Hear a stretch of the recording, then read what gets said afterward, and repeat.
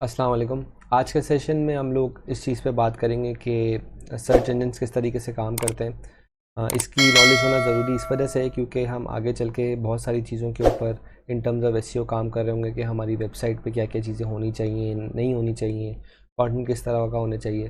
तो until and unless हमें उन फैक्टर्स के बारे में नहीं पता होगा कि जो एक सर्च इंजन यूटिलाइज़ कर रहा होता है, यूज़ कर रहा होता है किसी भी वेबसाइट को अथॉरिटी देने के लिए या रैंकिंग देने के लिए। तो अगर हमें उन फैक्टर्स का ही नहीं पता होगा तो हम उन चीज़ों को अपने वेबसाइट पे यूज़ नहीं कर पाएंगे और इवेंचुअली हम जो रिज़ल्ट्स अचीव करना चाह रहे हैं थ्रू एसईओ वो अचीव नहीं हो पाएंगे। तो इसको स्टार्ट करते हैं। अच्छा, तो whenever you do a search on Google, the search engine initiates an algorithm in real time to show you the best results based over your search। अच्छा, ये तो सेल्फ एक्सप्लेनेटरी सी चीज़ है कि आप कोई भी चीज़ अगर गूगल पे सर्च कर रहे हैं तो जो सर्च इंजन का काम है वो यही है कि आपको शॉर्टेस्ट अमाउंट ऑफ टाइम में बेस्ट पॉसिबल रिजल्ट्स दिखाए।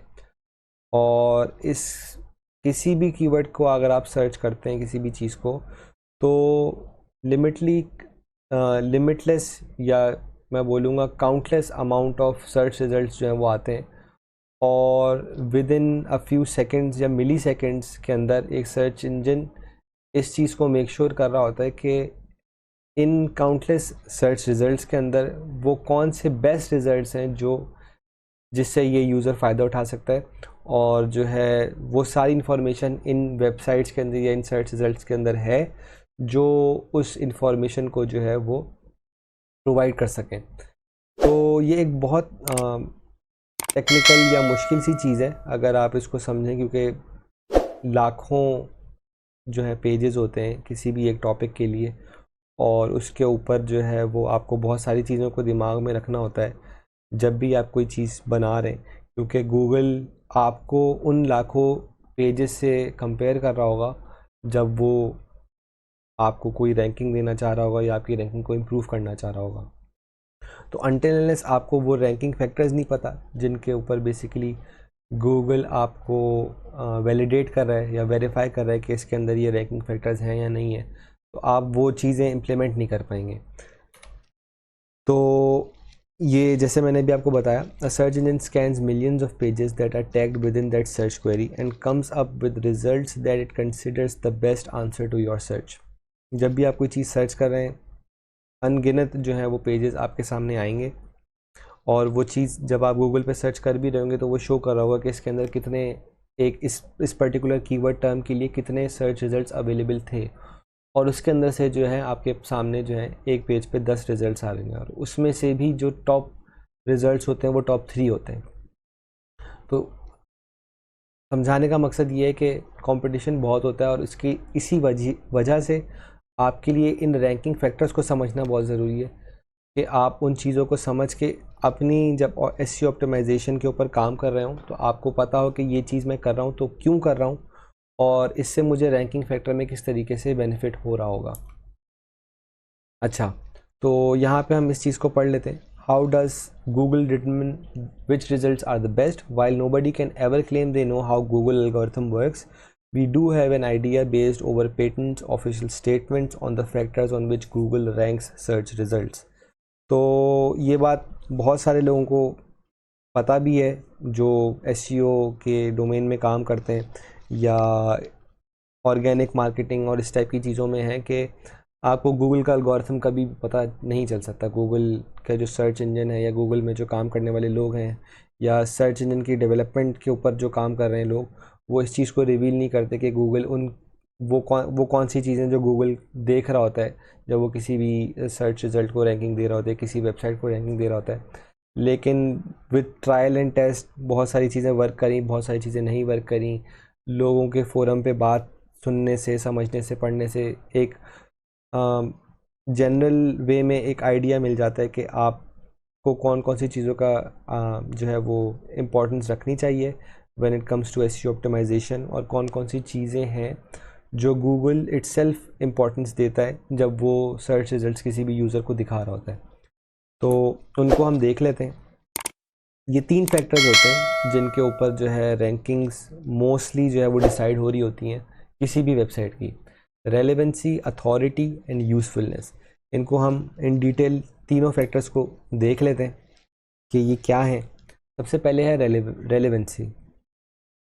As the name goes, relevancy में इस चीज़ को नोट किया जा रहा होता है in terms of a search engine कि आप अगर किसी भी कीवर्ड को टारगेट कर रहे हैं तो आप as a website, as a company उस कीवर्ड से कितने लिंक्ड हैं या आप उस कीवर्ड से रिलेटेड कितनी बातें कर रहे हैं। अब आपके सामने जैसे यहाँ पे एक सर्च क्वेरी आ रही है, बेस्ट फिटनेस वॉचेस। तो अगर आप फॉर एग्जांपल कोई एक ऐसी ब्रांड है या कोई ऐसा स्टोर है जो ये जो फिटनेस वॉचेस होती हैं इनको सेल करता है, तो अनटिल एंड अनलेस आप गूगल को एक तरीके से बता नहीं रहे कि आप इन चीज़ों के को सेल करते हैं या इन चीज़ों में आप डील करते हैं, तो गूगल वुडंट नो कि आप जो है इसके बारे में बात कर रहे हैं। वो किस तरह से पता चलेगा? वो इसी तरीके से पता चलेगा कि आप रेलेवेंट चीज़ें, रेलेवेंट टर्म्स, रेलेवेंट कीवर्ड्स को अपनी वेबसाइट में यूज़ कर रहे होंगे और इन अ वे गूगल को हिंट दे रहे होंगे कि I fall in the same category of people जो फिटनेस वॉचेस के बारे में सर्च कर रहे हैं या फिटनेस इंथुजियास्ट हैं या गीक्स हैं जो कि बेसिकली फ़िटनेस को भी दिमाग में रखते हैं। तो अगर इस पर्टिकुलर कीवर्ड की बात की जाए तो अगर आप इस इंडस्ट्री का पार्ट हैं या आप इस प्रोडक्ट को सेल करते हैं तो अनटिल अनलेस आप अपने आप को उस रेलेवेंट कैटेगरी के अंदर फॉल नहीं करवा रहे होंगे थ्रू योर वेबसाइट या थ्रू योर लैंडिंग पेजेस, तो वो रेलेवेंसी आप क्रिएट नहीं कर पाएंगे। और अगर आप रेलेवेंसी क्रिएट कर नहीं पाएंगे तो आप उस डोमेन में फॉल नहीं कर पाएंगे कि गूगल आपको ranking they for a particular keyword. यहाँ पे आपके सामने आ रहा है number of relevant search results, तो आप देखें ये मतलब बिलियंस में तो ये चीज़ आपको दिमाग में रखनी है कि आपके पास कितना कंपटीशन है और उसको दिमाग में रखते हुए आपको अपनी सारी चीज़ों को अलाइन करना है कि मैं किस तरीके से मोस्ट बेस्ट पॉसिबल वे में जो है वो रेलेवेंसी क्रिएट कर सकता हूँ अपने इंडस्ट्री के अंदर। फर्स्ट एंड फॉरमोस्ट तो आपको पेड ऐड दिख रहा है, तो इसका मतलब यही है कि आपको जो है वो अदर देन जस्ट ऑर्गेनिक एक पेड कंपटीशन से भी जो है वो आपको एक तरीके से लड़ना है, लेकिन जो है एज अ रैंकिंग फैक्टर आपको रेलेवेंसी के को जो है वो बहुत ध्यान में रखना है। अच्छा, नेक्स्ट आ जाती है अथॉरिटी। अथॉरिटी बेसिकली एक ऐसा टर्म है एसईओ के अंदर, इसको इस तरीके से यूज़ किया जाता है कि एक सर्च इंजन इस चीज़ को देख रहा होता है कि और कौन सी वो वेबसाइट्स हैं या और कौन सी वो डोमेन्स हैं जो इस बारे में बात कर रही हैं कि आप एक पर्टिकुलर डोमेन का या एक पर्टिकुलर इंडस्ट्री का हिस्सा हैं। तो बेसिकली इसको आप एज अ रिकमेंडेशन कंसिडर कर सकते हैं कि कोई भी वेबसाइट अगर वो रैंक करना चाह रही है तो वो इस चीज़ को मेक श्योर कर रही है कि 5-6 एज एन एग्ज़ाम्पल और वेबसाइट्स हैं जो उस सर्च इंजन को बता रही है कि ये आपकी जो बेसिकली वेबसाइट है वो उस इंडस्ट्री का पार्ट है और उससे रिलेटेड रेलिवेंट इन्फॉर्मेशन इसके पास है। तो ये अथॉरिटी का काम होता है। इसको आप यहाँ पे पढ़ भी सकते हैं। After collecting relevant search results a search engine determines how authoritative a search result really is. इसमें ट्रस्ट वाली बात आ जाती है। तो आपने पीछे जो अभी एग्जाम्पल देखी थी फिटनेस वॉचेस की, इसके अंदर से जो टॉप रिज़ल्ट था वो ये था टेक रेडार का। तो इसको मैंने थोड़ा सा आपको समझाने के लिए जो है इसको यूज़ करा है। तो वो अथॉरिटी को समझने के लिए आप देखें बैकलिंक्स, हम आगे जाके पढ़ेंगे बैकलिंक्स होता क्या है। तो ये वही अथॉरिटी बिल्डिंग की एक टेक्निक है जिसमें दूसरे डोमेन्स एक तरीके से वैलिडेट कर रहे होते हैं कि आप एक पर्टिकुलर कीवर्ड के लिए या एक पर्टिकुलर सर्च क्वेरी के लिए ऑथेंटिक रिसोर्स हैं। तो अगर आप अपने सामने यहाँ पे देख सकते हैं कि टेक रेडार के जो भी अभी सर्च रिज़ल्ट टॉप पर आ रहा है फॉर बेस्ट फिटनेस वॉचेस, इसको 783 अदर डोमेन्स ने लिंक किया हुआ है फॉर दैट पर्टिकुलर कीवर्ड। तो ये गूगल को एक जो है वो इंफॉर्मेशन इस तरीके से प्रोवाइड कर रहा होता है कि गूगल इस चीज़ को समझ जाए कि जो सर्च डोमेन जिसमें मैं रैंक करना चाह रहा हूँ, इसमें दूसरी वेबसाइट्स भी मुझे इस चीज़ की अथॉरिटी दे रही हैं कि मैं उसके अंदर इंफॉर्मेशन जो है मेरे पास वो वैल्यूएबल है, और मैं उसमें जो इंफॉर्मेशन प्रोवाइड कर रहा हूँ वो यूज़र्स के लिए वैल्यूएबल है। तो ये आगे हम लिंक बिल्डिंग के अंदर इसको इन डिटेल पढ़ेंगे कि ये बैकलिंक्स किस तरीके से बनाए जाते हैं। लेकिन जो रैंकिंग फैक्टर्स हैं इसके अंदर एक बहुत इंपॉर्टेंट फैक्टर होता है बैकलिंक्स या ओवरऑल अथॉरिटी का। तो यहाँ पे इस चीज़ को बेसिकली समझाने की कोशिश की गई है कि ये अथॉरिटी बिल्ड किस तरह होती है। ये बिल्ड इसी तरह से होती है कि जब एक डोमेन या एक इंडस्ट्री के अंदर दूसरे लोग आपके बारे में बात कर रहे हों, तो वो बात किस तरीके से करेंगे, उनको अप्रोच किस तरह से किया जाएगा, ये हम इन डिटेल पढ़ेंगे जब हम बैकलिंक्स को या लिंक बिल्डिंग को समझ रहे होंगे। बट यहाँ पे समझने वाले जो एस्पेक्ट है वो अथॉरिटी इन जनरल है कि ये इसका इतना इम्पोर्टेंट रोल किस तरीके से। अच्छा, एक नीचे मैंने इसमें एक नोट भी आपके लिए मेंशन किया हुआ है जो बेसिकली आपको बता रहा है कि एक फर्स्ट सर्च रिज़ल्ट के अंदर और जो सेकंड नंबर पे सर्च रिज़ल्ट था उसमें कितना फ़र्क था। अब यहाँ पे आप देखें जो थर्ड इमेज है बैकलिंक्स की ग्रुप, इसमें आपको सिमिलर लिंक्स के फॉर्म में एक नंबर आ रहा है 4400। ये जो ऊपर 800 बैकलिंक्स या 800 वेबसाइट्स ने एक पर्टिकुलर वेबसाइट के बारे में बात की हुई थी, तो वो 800 वेबसाइट्स ने अपने ओन वेबसाइट्स के अंदर किस तरीके से अलग अलग लिंक्स के थ्रू उस बात को किया हुआ था, वो उस थर्ड पिक्चर में आपको शो हो रहा है कि all in all more than 4000 links were created among those 800 domains to create an authority, जो कि बेसिकली उस टेक रेडार को मिली कि वो फर्स्ट पेज पे आ सका। और एट द सेम टाइम जो सेकंड सर्च रिज़ल्ट था, जो कि यहाँ पे अभी अवेलेबल नहीं है, लेकिन जो सेकंड सर्च रिज़ल्ट था वो इसी एस्पेक्ट के अंदर बैकलिंक्स जनरेट करने के अंदर 3000 बैकलिंक्स पीछे था। तो ये बेसिकली फ़र्क था, ये 3000 बैकलिंक्स का फ़र्क है फर्स्ट और सेकंड रैंकिंग का। तो इसको समझने की आपको बेसिकली कोशिश की गई है। अच्छा, last and not the least,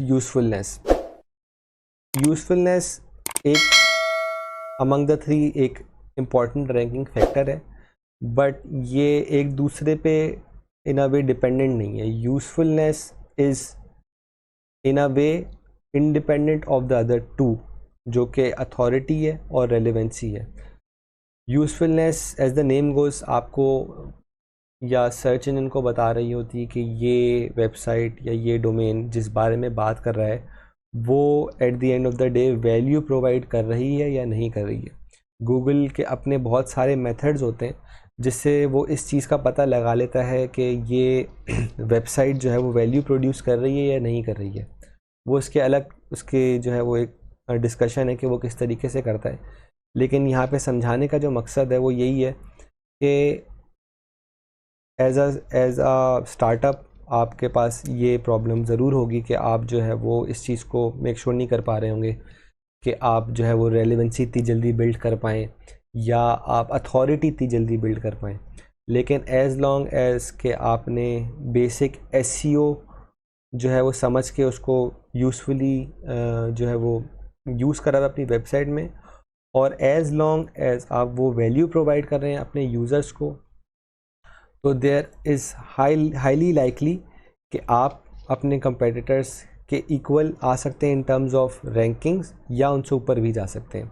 ये इसके ऊपर एक बहुत लंबी स्टडी हुई थी जिसका मैंने आपको एक क्रक्स बताया है कि यूज़फुलनेस जो है वो एक तरीके से ऊपर होती है अथॉरिटी और रेलेवेंसी से। इसका इमीडिएट इम्पैक्ट नहीं दिखता क्योंकि देन अगेन एसईओ इटसेल्फ जो है वो आप ये समझें कि उसका इमीडिएट इम्पैक्ट आपके पास नहीं आएगा। अगर मैं एक चीज़ यहाँ पे आपको दोबारा एक बताना चाहूँगा, अगर आप एसईओ कर रहे हैं तो आपको ये दिमाग में रखना है, depending on your industry obviously, but minimum आपको 3 to 6 मंथ्स चाहिए होते हैं एक एसईओ के रिज़ल्ट्स आने में।